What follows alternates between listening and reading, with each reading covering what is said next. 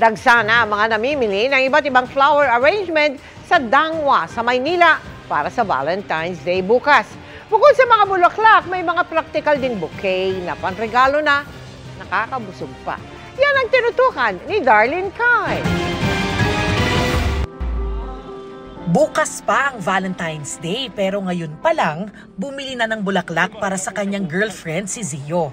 Unang Valentine's daw nila ito as a couple kaya talagang pinaghandaan niya. Hindi po ako kumain. Nag-ipon po ako ng baon. Symbol ng love ko for her. Si Joshua, bukod sa nililigawan, meron ding biniling flowers para sa kanyang mama, ate at lola. Ako yung nag-pledge na sa amin na hindi naman sa dahil gusto nila, dahil gusto ko na ako yung nagsusupply ng flowers. Hindi lang naman daw kasi pang in a relationship ang Valentine's Day, kung hindi para sa ibang mahal sa buhay gaya ng pamilya at kaibigan.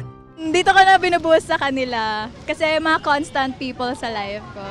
Tuwing Valentine's Day, pinaka-busy itong Dangwa sa Maynila. Katulad ng nakikita nyo, talagang halos siksikan kahit bisperas pa lang ng araw ng mga puso.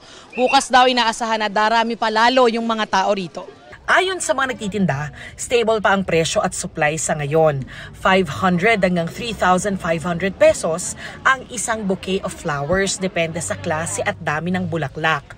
Ngayong taon, ganito raw ang usong flower arrangement, ang round style bouquet. Patok po to sa mga bibigay po sa mga jowa nila.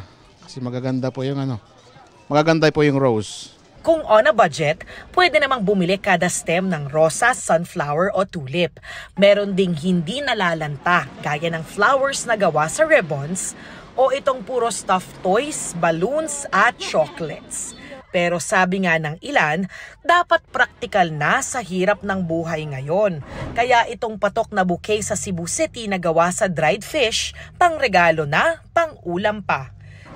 Tinadtad naman ng mga prutas at gulay ang kakaibang bouquet tampok sa Pampanga. At kung skincare is life, meron ding para sa inyo.